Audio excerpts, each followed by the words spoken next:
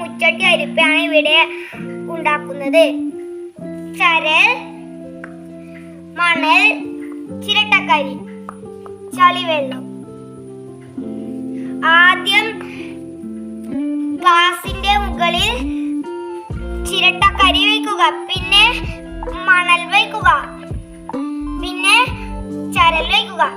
അത് കഴിഞ്ഞ് ചളിവെള്ളം നമുക്ക് ഇതിലേക്ക് ഒഴിച്ചു കൊടുക്കാം.